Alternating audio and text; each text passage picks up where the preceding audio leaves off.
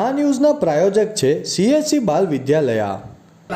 લાહોરી ઝીરા, હર કોઈ પીરા લાહોરી ઝીરા। વલસાડ જિલ્લામાં નવરાત્રી મહોત્સવને લઈ જિલ્લા કલેક્ટર દ્વારા જાહેરનામું પ્રસિદ્ધ કરાયું। તારીખ 2 ઓક્ટોબર બુધવારના રોજ 5 કલાકની અખબાર યાદીની મળતી માહિતી મુજબ નવરાત્રીનો પર્વ ને ગણતરીના કલાકો બાકી છે, ત્યારે નવરાત્રી દરમિયાન કાયદાનું પાલન કરાવવા માટે કલેક્ટર દ્વારા એક જાહેરનામું બહાર પાડવામાં આવ્યું છે, જેમાં નવરાત્રી મહોત્સવમાં આયોજકો અને વ્યવસ્થાપકો માટે જારી કરેલા સૂચના અનુસાર પાર્કિંગ વ્યવસ્થા કરવાની રહેશે। વ્યવસાયિક આયોજનોમાં એન્ટ્રી એક્ઝિટ ગેટોની સંખ્યા વધુમાં વધુ કરવાની રહેશે। ઇમરજન્સી ગેટની વ્યવસ્થા અલગ કરવાની રહેશે। ગરબાના સ્થળોએ લોકોની સલામતી, મહિલા સુરક્ષા, ટ્રાફિક જાળવણી ઉપરાંત કોઈપણ પદાર્થના સેવન કરીને આવેલા વ્યક્તિને અંદર પ્રવેશે નહીં તે સ્પષ્ટ કરવા એક જવાબદાર વ્યક્તિની નિમણૂક કરી તેમના નામ, સરનામા અને મોબાઈલ નંબર પોલીસ સ્ટેશને જમા કરાવવાના રહેશે। એન્ટ્રી ગેટ ઉપર મેટલ ડિટેક્ટરવાળા પ્રવેશ દ્વાર, બ્રેથ એનાલાઇઝર, ગરબાના પ્રવેશ અને રમવાના સ્થળોએ CCTVની વ્યવસ્થા કરવાની રહેશે। ગરબામાં રમનાર અને જોનાર વચ્ચે મજબૂત બેરિકેટેડ કરવા પણ આદેશ કરાયો છે। ગરબામાં 12 વાગ્યા સુધી જ માઇક વગાડી શકાશે અને સમય મર્યાદામાં ગરબા પૂરા કરવા માટે સુપ્રીમ કોર્ટના નિર્દેશોનું પાલન કરવા તાકીદ કરવામાં આવી છે, ત્યારે ગરબા આયોજકો દ્વારા તૈયારીને આખરી ઓપ આપી દેવામાં આવ્યો છે।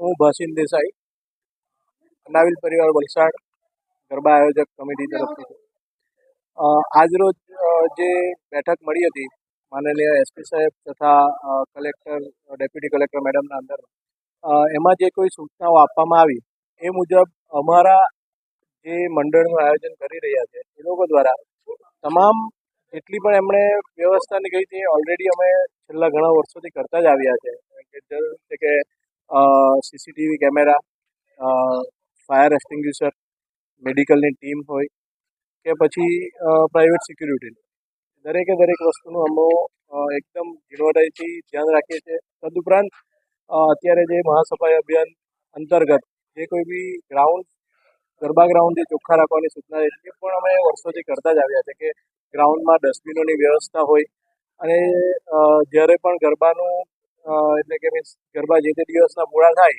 ત્યારબાદ ત્યાંથી કચરો ઉઠાવી એને પ્રોપર જગ્યાએ રાખવો અને ત્યારબાદ એ કચરાનો પ્રોપર નિકાલ થાય એના માટેની પણ સંપૂર્ણ અમે છેલ્લા ઘણા વર્ષોથી વ્યવસ્થા કરતા આવ્યા છે। આ વર્ષે પણ અમે કરીશું એની અમે ખાતરી।